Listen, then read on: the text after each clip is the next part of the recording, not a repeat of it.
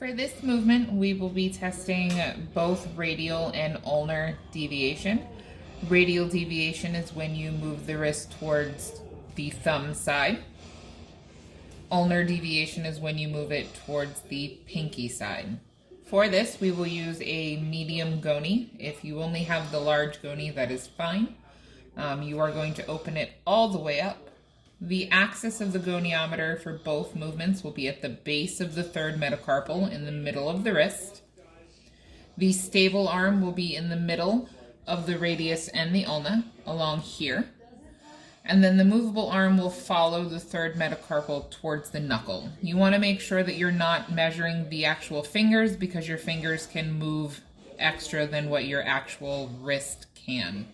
So again, the goniometer is going to go at the base of the third metacarpal at the wrist.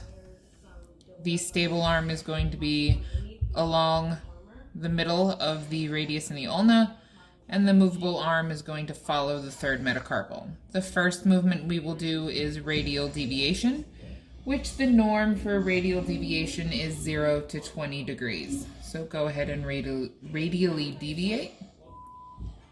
We'll follow the knuckle.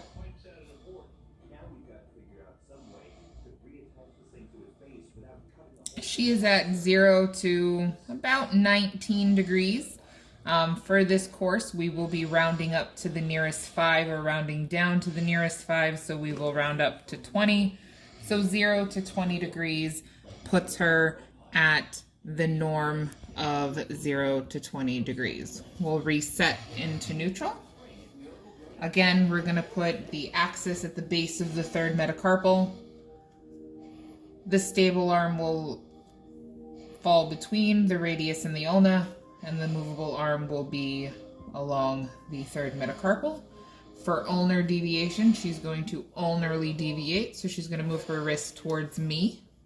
Again, making sure that I still have that axis where it needs to be. I'll then follow this. The norm for ulnar deviation is 0 to 30 to 35 degrees. As you can see, she's right on the dot at 30 degrees, so her range of motion would be 0 degrees to 30 degrees, and that is within the normal range.